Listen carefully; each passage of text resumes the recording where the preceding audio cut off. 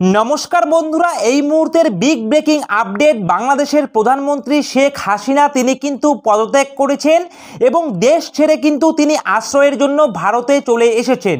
এই মুহূর্তের big breaking update, Bangladesh সরকারের কিন্তু পতন ঘটলো ঠিক শ্রীলঙ্কা সরকারের মতোই। অর্থাৎ কিছুদিন আগে যেভাবে শ্রীলঙ্কা সরকারের পতন ঘটেছিল ঠিক সেভাবেই কিন্তু বাংলাদেশ সরকারেরও পতন ঘটলো। অর্থাৎ বাংলাদেশের বর্তমান যে সরকার ছিল অর্থাৎ আওয়ামী লীগ সরকার, সেই সরকারের প্রধানমন্ত্রী হিসেবে কিন্তু এতদিন পর্যন্ত শেখ হাসিনা, তিনি কিন্তু কার্যত পদত্যাগ করে নিজের প্রাণ বাঁচাতে কিন্তু তিনি এবং তার বোন শেখ রেহানাকে নিয়ে কিন্তু তিনি সরাসরি ভারতে চলে এসেছেন। এই মুহূর্তের বিগ ব্রেকিং আপডেট। অর্থাৎ আপনারা প্রত্যেকেই জানেন বিগত কিছুদিন থেকেই কিন্তু বাংলাদেশ জুড়ে যে আন্দোলন তৈরি হয়েছিল, কোঠা আন্দোলনের নামে যে ছাত্র আন্দোলন তৈরি হয়েছিল, যেখানে কিন্তু নাম দেওয়া হয়েছিল সংহতি আন্দোলনের, এবং সেই সংহতি আন্দোলন কিন্তু ধীরে ধীরে ক্রমশ সারা বাংলাদেশে কিন্তু জ্বালাময়ী হয়ে উঠেছিল। এবং তার পরিস্থিতি কিন্তু আজকে এই মুহূর্তের যেটা লাস্ট সর্বশেষ আপডেট, সেখানে কিন্তু বাংলাদেশের প্রধানমন্ত্রী পদত্যাগ করেছেন এবং তিনি দেশ ছেড়ে পালিয়ে কিন্তু সরাসরি ভারতে আশ্রয়ের জন্য চলে এসেছেন। অর্থাৎ কি হয়েছিল পুরো বিষয়টা কিন্তু আমি আজকে আপনাদের এই র ভিডিওর মাধ্যমে জানাতে চলেছি। একদম র ভিডিও হতে চলেছে এবং এই বিষয় নিয়ে পরবর্তী সময়ে আরও চুলচেরা বিশ্লেষণ নিয়ে আমাদের এই চ্যানেলে ভিডিও আসবে। তো এই মুহূর্তে যেটা বিগ ব্রেকিং আপডেট, যে বাংলাদেশ সরকারের কিন্তু পতন ঘটে গেছে। কি হয়েছিল বিষয়টা, যে না আপনারা প্রত্যেকেই জানেন যে 1971 সালে বাংলাদেশ যখন স্বাধীন হয়েছিল তখন কিন্তু বাংলাদেশে মুক্তিযোদ্ধাদের একটি বাহিনী তৈরি হয়েছিল এবং সেই মুক্তিযোদ্ধা বাহিনীদের জন্যই কিন্তু একটি স্পেশাল কোটা কিন্তু বাংলাদেশে কিন্তু প্রচলিত ছিল, যে যেখানে সরকারি চাকরির ক্ষেত্রে সেই মুক্তিযোদ্ধা বাহিনীদের কিন্তু বিভিন্ন ধরনের কিন্তু সেখানে ফ্যাসিলিটি কিন্তু দেওয়া হতো, যেখানে সরকারি চাকরির ক্ষেত্রে তাদের জন্য কিন্তু একটা নির্দিষ্ট পার্সেন্টেজ কিন্তু কোটা বরাদ্দ ছিল, যেই কোটাতে কিন্তু শুধুমাত্র মুক্তিযোদ্ধা বাহিনীদের পরিবারের যে সমস্ত সন্তানরা রয়েছেন তারা কিন্তু সেই চাকরিতে কিন্তু সুযোগ সুবিধা পেয়ে থাকতো। তো সেই বিষয় নিয়ে কিন্তু কার্যত সারা বাংলাদেশ জুড়ে একটা ছাত্র আন্দোলন তৈরি হয়েছিল যে এই কোটার কোনো মানে নেই, এই কোটা এই মুহূর্তে উঠিয়ে দেওয়া হোক এবং ছাত্রদের যে দাবিগুলি ছিল সেই দাবিগুলি মেনে নেওয়া হোক। তো বন্ধুরা, প্রথমে কিন্তু এই যে আন্দোলন, এটা কিন্তু শুধুমাত্র রাজধানী শহর ঢাকাতে অর্থাৎ বাংলাদেশের ঢাকাতেই কিন্তু এই আন্দোলন ধীরে ধীরে কিন্তু গজিয়ে উঠছিল এবং পরবর্তী সময়ে সারা বাংলাদেশ জুড়ে কিন্তু এই আন্দোলনের ব্যাপ্তি কিন্তু বিশালভাবে কিন্তু প্রসার ঘটে এবং সম্পূর্ণ বাংলাদেশ জুড়ে যখন এই আন্দোলনটা সম্পূর্ণভাবে বিস্তার ঘটে যায় এবং তারপরেই কিন্তু কোণঠাসা হয়ে পড়ে বাংলাদেশ সরকার এবং সেই আন্দোলনের চাপের মুখে পড়ে কিন্তু বাংলাদেশ সরকার পুলিশকে দিয়ে সেই আন্দোলন কিন্তু ঠেকানোর জন্য কিন্তু নির্দেশ দেয় এবং তার পরবর্তীতে আমরা প্রত্যেকেই জানি যে বাংলাদেশে ছাত্রদের সঙ্গে পুলিশদের কী ধরনের সংঘর্ষ হয়েছে এবং সেখানে কতজন ছাত্র নিহত হয়েছে সেগুলো কিন্তু আমরা কম বেশি প্রত্যেকেই জানি। তো সেই বিষয় নিয়ে এখানে আর আলোচনা করছি না। এখানে আজকের যে মূল আলোচনা, যে এই যে আন্দোলন, এই আন্দোলনের যে সমস্ত দাবিগুলি ছিল সেগুলি কিন্তু কার্যত কোণঠাসা হয়ে বাংলাদেশ সরকার কিন্তু প্রত্যেকটি দাবি কিন্তু মেনে নেওয়া হয়েছিল। অর্থাৎ যেখানে প্রচুর পরিমাণে যেখানে একটা পার্সেন্টেজ হিসাবে মুক্তিযোদ্ধা বাহিনীদের জন্য একটি কোটায় স্পেশাল কোটা ছিল, সেগুলোকে উঠে নিয়ে কিন্তু শেষ পর্যন্ত যেটা নতুন পুনর্নবীকরণ করা হয় কোটাতে, সেটা কিন্তু 7% কোটা শুধুমাত্র কিন্তু স্পেশালভাবে রাখা হয়, আর বাদবাকি কিন্তু 93 অর্থাৎ 93% কোটা কিন্তু মেধার ভিত্তিতে কিন্তু নিয়োগের জন্য একটা নতুন কিন্তু কোটা আইন কিন্তু পাশ করে বাংলাদেশ সরকার। যেখানে 7% স্পেশাল কোটাদের মধ্যে যেখানে ছিল কিন্তু প্রতিবন্ধী থেকে শুরু করে আপনাদের আরও বিশেষ যে উপজাতি যারা রয়েছে তাদের জন্য কিন্তু এই 7% কোটা কিন্তু বরাদ্দ হয়েছে নতুন কোটা আইনে, এবং বাদবাকি 93% কোটা কিন্তু থাকবে শুধুমাত্র মেধার ভিত্তিতে নিয়োগ করা হবে। এই বিষয়ে কিন্তু কোটা আন্দোলনের কিন্তু আইন তৈরি করা হয়েছিল, যেখানে ছাত্ররা কিন্তু মেনে নেওয়া হয়েছিল। কিন্তু এই যে ছাত্রদের সঙ্গে পুলিশদের সংঘর্ষ হয়েছিল সেখানে প্রচুর ছাত্ররা মারা গিয়েছিল অর্থাৎ নিহত হয়েছিলেন,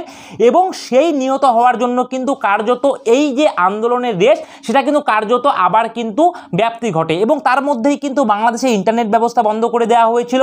কার্যত সারা বাংলাদেশ জুড়ে কিন্তু কারফিউ জারি করা হয়েছিল। এছাড়াও বাংলাদেশে কিন্তু সেনাবাহিনী কিন্তু মোতায়েন করা হয়েছিল এই আন্দোলনকে ঠেকানোর জন্য। কার্যত কয়েকটা দিন কিন্তু বাংলাদেশের আন্দোলন কিছুটা স্থিমিত ছিল, কিন্তু পরবর্তী সময়ে সেই ছাত্ররা কিন্তু আবার একটি নতুন আন্দোলন কিন্তু সংগঠিত করে, যেখানে স্লোগানের মুখরা হয়ে ওঠে যে কোঠা নয় ভাই চাই। অর্থাৎ তাদের আন্দোলনে পুলিশের সংঘর্ষে তাদেরকে কিন্তু ফিরিয়ে আনার দাবি জানিয়েছিলেন ছাত্ররা এবং তাদের কিন্তু মুখরা ছিল আন্দোলনের হয় ভাই ফিরিয়ে দিন, নয়তো বা এই সরকারের পতন ঘটুক বা সরকার কিন্তু পদত্যাগ করুক। এই নিয়ে কিন্তু একটা আন্দোলন গড়ে ওঠে এবং কার্যত সেই আন্দোলন কিন্তু ধীরে ধীরে ক্রমশভাবে সারা বাংলাদেশকে গ্রাস করে নেয় এবং সারা বাংলাদেশের জনসাধারণরা কিন্তু এই আন্দোলনে সরাসরিভাবে কিন্তু যোগদান দিতে শুরু করে। কিন্তু আজকে 5ই আগস্ট সোমবার আজকে সকালের দিকে কিন্তু একটি লং মার্চ কিন্তু জারি করা হয় সেই ছাত্রদের তরফ থেকে, যে আন্দোলন সরাসরি কিন্তু বাংলাদেশ গণভবনের দিকে কিন্তু এগিয়ে যেতে শুরু করে এবং সেই আন্দোলনের পরিস্থিতি বিচার করে কিন্তু বাংলাদেশ সেনাবাহিনী সরাসরি সরাসরি বাংলাদেশের প্রধানমন্ত্রীকে কিন্তু জানিয়ে দেয় যে তিনি তাড়াতাড়ি পদত্যাগ করুক এবং তিনি তার প্রাণ বাঁচানোর জন্য তিনি অন্য কোনো দেশে গিয়ে আশ্রয় নিক। এই বিষয়ের পরেই কিন্তু সরাসরি বাংলাদেশের প্রধানমন্ত্রী যখন তাদের বাংলাদেশ সরকারের পিঠ যখন দেয়ালে ঠেকে গিয়েছে, ঠিক সেই মুহূর্তে কিন্তু বাংলাদেশের প্রধানমন্ত্রী আজকে দুপুর 12টা থেকে শুরু করে 1টার মধ্যে কিন্তু তিনি পদত্যাগ করেন এবং পদত্যাগ করার পরেই কিন্তু যেটা কার্যত এখন পর্যন্ত বিভিন্ন রিপোর্ট অনুযায়ী যেটা আমাদের কাছে আপডেট উঠে আসছে যে তিনি কার্যত সামরিক যে কপ্টার রয়েছে অর্থাৎ সামরিক যে হেলিকপ্টার রয়েছে সেই সামরিক হেলিকপ্টার করে কিন্তু তিনি সরাসরি বাংলাদেশ থেকে ভারতের উদ্দেশ্যে কিন্তু চলে এসেছেন, এমনটাই কিন্তু আপডেট উঠে আসছে। এবং তারপরেই কিন্তু কার্যত যে জনতার ঢল, যে জনতার আন্দোলন, সেটা এবং পুরো গণভবনকে কিন্তু তারা সরাসরিভাবে দখল করে নেয় এবং কার্যত সরকারের কিন্তু পতন ঘটে যায় এবং বাংলাদেশ সরকার পতন ঘটার সঙ্গে সঙ্গেই কিন্তু বাংলাদেশের সেনাপ্রধান ওয়াকারুজ্জামান কিন্তু সরাসরি ঘোষণা করেন যে তিনি জাতির উদ্দেশ্যে অর্থাৎ বাংলাদেশের জনসাধারণের উদ্দেশ্যে বিকেল 3:30টার সময় অর্থাৎ বাংলাদেশ সময় 3টের সময় কিন্তু তিনি জাতির উদ্দেশ্যে ভাষণ দেবেন। তো কার্যত কিন্তু তিনি ভাষণ দিয়ে দিয়েছেন এবং তিনি ভাষণে কি বলেছেন সেগুলিও কিন্তু আমি আপনাদের সঙ্গে এই আজকের এই ভিডিওতে কিন্তু বিস্তারিতভাবে আলোচনা করতে চলেছি। অর্থাৎ আজকেই কিন্তু পদত্যাগ করে বাংলাদেশ ছেড়েছেন আওয়ামী লীগ সভানেত্রী শেখ হাসিনা। অর্থাৎ আজকে সোমবার বেলা 2:30টার সময় বঙ্গভবন থেকে একটি সামরিক হেলিকপ্টার করে শেখ হাসিনাকে নিয়ে যাত্রা করে ভারতের উদ্দেশ্যে। সে সময় কিন্তু সেই প্রধানমন্ত্রী যে শেখ হাসিনা ছিলেন তার ছোট বোন শেখ রেহানাও কিন্তু তার সঙ্গে ছিলেন এবং সংশ্লিষ্ট সূত্র হিসাবে কিন্তু যেটা জানা যাচ্ছে যে তারা কিন্তু সরাসরি পশ্চিমবঙ্গের উদ্দেশ্যে রওনা দিয়েছেন এবং পশ্চিমবঙ্গ থেকে সরাসরি তিনি কিন্তু চলে যেতে পারেন কার্যত নয়াদিল্লির উদ্দেশ্যে। ঠিক আছে, তো বন্ধুরা আজকে যে কিছুক্ষণ আগেই বাংলাদেশের সেনাপ্রধান জাতির উদ্দেশ্যে ভাষণ দিয়েছেন সেখানে তিনি কি বলেছেন সেটাও কিন্তু আমি আপনাদের সঙ্গে শেয়ার করে দিচ্ছি।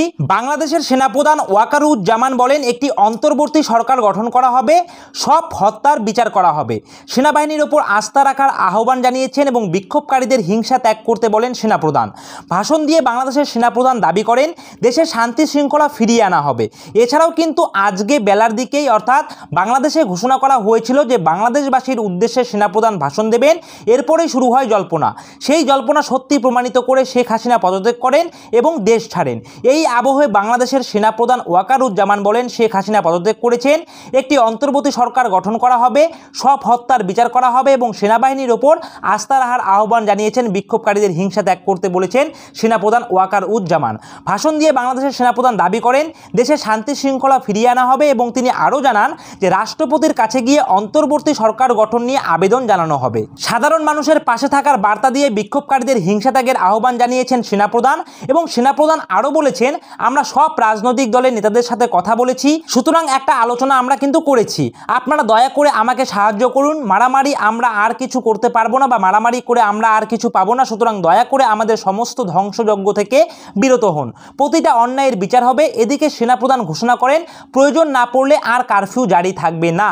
তৎসঙ্গে তিনি কিন্তু আরও বলেন যে তিনি সেনাবাহিনী এবং বাংলাদেশের পুলিশ বাহিনীকে কিন্তু তিনি জানিয়ে দিয়েছেন যে কোনো রকম যেন গুলি চালানো না হয়। উল্লেখ্য বাংলাদেশে কোঠা বিরোধী আন্দোলন থেকে শুরু হয় হাসিনার বিরুদ্ধে কিন্তু আন্দোলন, সেখান থেকে পরিস্থিতি স্বাভাবিক হয়েছিল, তবে গত শুক্রবার থেকে ফের হিংসা ছড়ায় বাংলাদেশে। এদিকে বাংলাদেশের সংবাদপত্র প্রথম আলোর রিপোর্ট অনুযায়ী গতকাল রবিবার আওয়ামী লীগ ছাত্রলীগের নেতাকর্মীদের ওপরে জায়গায় জায়গায় হামলা চালানো হয়েছিল। অন্তত 14টি জায়গায় মন্ত্রী এবং ক্ষমতাসীন দলের সাংসদের ওপরে হামলা হয়েছে। দেশ জুড়ে আওয়ামী লীগের অন্তত 20টি কার্যালয়ে ভাঙচুর করা হয়েছে এবং অগ্নিসংযোগ করা হয়েছে। সব মিলিয়ে বাংলাদেশের 39টি জেলায় শাসক দল আওয়ামী লীগ আক্রান্ত হয়েছে বিক্ষোভকারীদের হামলায়। জানা গিয়েছে চাঁদপুরে সমাজ কল্যাণ মন্ত্রী দীপু মনির বাসায়, বরিশালে জলসম্পদ প্রতিমন্ত্রী জাহিদ ফারুক, দিনাজপুরে জাতীয় সংসদের হুইপ ইকবালুর রহিমের বাসভবনে ভাঙচুর করা হয় ও আগুন ধরিয়ে দেওয়া হয়। বাংলাদেশ জুড়ে আওয়ামী লীগ এবং ছাত্রলীগের 18 জন সদস্যকে পিটিয়ে হত্যা করা হয়েছে। এদিকে সংঘর্ষে বিরোধী দল বিএনপির একজনের মৃত্যু হয়েছে। রিপোর্ট অনুযায়ী রবিবার বাংলাদেশের 11টি জেলায় সরকারি ভবন, থানা, পুলিশ সুপারের কার্যালয়, জেলা প্রশাসনের কার্যালয়ে হামলা চালানো হয়েছে। বাংলাদেশ জুড়ে অন্তত 14 জন পুলিশকর্মীকে পিটিয়ে খুন করেছে বিক্ষোভকারীরা। এরই মধ্যে সিরাজগঞ্জে 13 জন পুলিশকর্মীকে হত্যা করা হয়েছে, একজন পুলিশকর্মীকে হত্যা করা হয় কুমিল্লায়। ঢাকার যাত্রাবাড়ি, খিলগাঁও সহ 15টি থানা, একটি রেঞ্জ কার্যালয়, 4টি পুলিশ সুপারের কার্যালয় এবং 2টি পুলিশ ফাঁড়িতে হামলা চালানো হয় বলে জানানো হয়েছে সরকারি তরফ থেকে। গতকালকের ঘটনায় পুলিশের 300-রও অধিক কর্মী কিন্তু জখম হয়েছে। এছাড়াও গতকালকের সংঘর্ষে মৃতদের মধ্যে 9 জন পড়ুয়া, একজন সাংবাদিকও আছেন বলে কিন্তু জানা গিয়েছে। তবে এই মুহূর্তে সবথেকে বিরাট বড় আপডেট যে বাংলাদেশের সরকারের পতন হলো। বাংলাদেশের প্রধানমন্ত্রী শেখ হাসিনা এবং তার বোন শেখ রেহানা প্রাণ বাঁচানোর জন্য দেশ ছেড়ে সরাসরি ভারতে এসে আশ্রয় নিয়েছেন এবং এই মুহূর্ত পর্যন্ত আজকে বাংলাদেশের সেনাপ্রধান ওয়াকার উজ্জামান জাতির উদ্দেশ্যে, জাতির জানমাল নিরাপত্তার উদ্দেশ্যে ভাষণ দিয়েছেন এবং তিনি আহ্বান জানিয়েছেন এই সংঘাত যেন এই মুহূর্তে বিরত হয়, এই বিক্ষোভকারীরা যেন তাদের নিজেদের ঘরে ফিরে যায়। এবং তিনি কিন্তু গ্যারান্টি দিয়েছেন যে বাংলাদেশ সেনাবাহিনীর হাতে অন্তর্বর্তীকালীন সরকার থাকবে যতদিন পর্যন্ত না বাংলাদেশে সুষ্ঠুভাবে আবার নির্বাচন হচ্ছে, ততদিন পর্যন্ত বাংলাদেশের শাসনভার থাকবে বাংলাদেশ সেনাবাহিনীর হাতে। এবং তার জন্যই তারা 48 ঘন্টা সময় চেয়েছেন এবং 48 ঘন্টা সময়ের মধ্যেই বাংলাদেশ সেনাবাহিনীর উচ্চপদস্থ কর্মকর্তারা কিন্তু সরাসরি বঙ্গভবনে যাবেন, রাষ্ট্রপতি ভবনে, অর্থাৎ রাষ্ট্রপতি ভবন যেটা রয়েছে বঙ্গভবন, সেখানে গিয়ে কিন্তু তারা সেই দাবি জানাবেন এবং দাবি জানানোর পরেই কিন্তু অন্তর্বর্তী সরকার কিন্তু গঠন করা হবে বাংলাদেশে। তো বন্ধুরা, এই মুহূর্তের ভিডিওতে কিন্তু আমি বিস্তারিতভাবে জানিয়ে দিলাম, একদম র ভিডিও, এই ভিডিওতে কোনো রকম কাটাছেড়া করছি না। তো এই মুহূর্তে যেটা বিগ ব্রেকিং আপডেট সেটা আমি আপনাদের সঙ্গে আলোচনা করে দিলাম এবং পরবর্তী সময়ে আপনারা আমাদের এই নিউজ জিওপলিটিক্স ইউটিউব চ্যানেলে আরও বিস্তারিত চুলচেরা কিন্তু ইনফরমেশনগুলি পেয়ে যাবেন। এছাড়াও ভারতের জন্য কিন্তু একটি চিন্তার বিষয়, সেটাও আমি আপনাদের সঙ্গে এই ভিডিওতে শেয়ার করতে চলেছি, যে ছাত্র বিক্ষোভে কিন্তু অগ্নিগর্ভ বাংলাদেশে এবং ইতিমধ্যেই সেখানে কিন্তু মৃতের সংখ্যা 300 ছাড়িয়ে গিয়েছে এবং পরিস্থিতি সামাল দিতে উচ্চ পর্যায়ে কিন্তু বৈঠক বসেছেন বাংলাদেশের সেনাপ্রধান। এরই মাঝে বাংলাদেশের প্রধানমন্ত্রী যেমনটা আপনারা জানলেন যে ইস্তফা দিয়েছেন এবং সূত্রের যেটা খবর যে প্রধানমন্ত্রীর বাসভবন অর্থাৎ গণভবন ছেড়ে সামরিক হেলিকপ্টারে করে ভারতের উদ্দেশ্যে রওনা দিয়েছেন শেখ হাসিনা এবং তার বোন শেখ রেহানা। এবং যেটা জানা যাচ্ছে যে আগরতলার অসম রাইফেলস অর্থাৎ আমাদের ত্রিপুরার আগরতলায় অসম রাইফেল শিবিরে হাসিনাকে নিয়ে নেমেছে সামরিক হেলিকপ্টার এবং সেখান থেকে কলকাতার সেনা সদর ফোর্ট উইলিয়ামে আসতে পারে মুজিব কন্যা। অনুমান করা হচ্ছে হাসিনার অবর্তমানে বাংলাদেশের শাসনভার উঠতে চলেছে সেনার হাতে।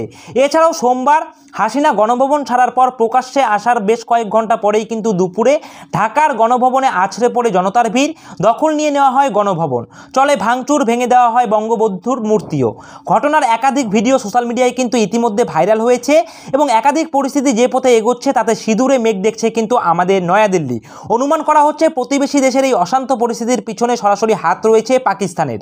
হাসিনার পদত্যাগের পর সরকারের রাশ কার হাতে যাবে তা নিয়ে যথেষ্ট উদ্বিগ্ন রয়েছে আমাদের নয়াদিল্লি এবং সূত্রের যেটা খবর পাওয়া যাচ্ছে যে গোটা পরিস্থিতির ওপর আঁচ করেই কিন্তু আজই আইবি প্রধান তপন ডেকাকে নিয়ে ঢাকা পৌঁছে গিয়েছেন ভারতের জাতীয় নিরাপত্তা। এছাড়াও কিন্তু আপনাদেরকে জানিয়ে রাখি যে একদিকে কট্টরপন্থী অনির্বাচিত বিএনপি কিংবা জামায়াতের হাতে যাতে ক্ষমতার হ্রাস না যায় তার জন্য বাংলাদেশ সেনার কাছে সোশ্যাল মিডিয়ায় আবেদন জানিয়েছে হাসিনা পুত্র এবং বাংলাদেশ সেনার কাছে তার আবেদন যে কোনো অনির্বাচিত কাউকে সরকার গঠন করা থেকে যেন আটকানো হয়। পাশাপাশি আরও জানানো হয়েছে সংবিধান মেনে এই দেশ ও দেশবাসীর নিরাপত্তা এখন আপনাদের হাতে, অর্থাৎ হাসিনা পুত্র কিন্তু এই আবেদন জানিয়েছে বাংলাদেশের সেনাপ্রধানের কাছে। তো বন্ধুরা, এর পরবর্তীতে কি হয় সেটা কিন্তু অবশ্যই আমাদের চোখ থাকবে বা আমাদের কিন্তু নজর থাকবে বাংলাদেশের প্রতি। তো প্রতিনিয়ত বিভিন্ন রকমের আপডেট পাওয়ার জন্য, এছাড়াও বিশেষ করে বাংলাদেশের আপডেট পাওয়ার জন্য অবশ্যই আপনারা আমাদের এই নিউজ জিওপলিটিক্স ইউটিউব চ্যানেলকে সাবস্ক্রাইব করে দিয়ে পাশে থাকা বেল আইকনটিকে বাজিয়ে দেবেন। এভাবেই আপনারা আমাদের এই নিউজ জিওপলিটিক্স ইউটিউব চ্যানেলের পাশে থাকবেন। সকলে মিলে ভালো থাকবেন, সুস্থ থাকবেন। জয় হিন্দ।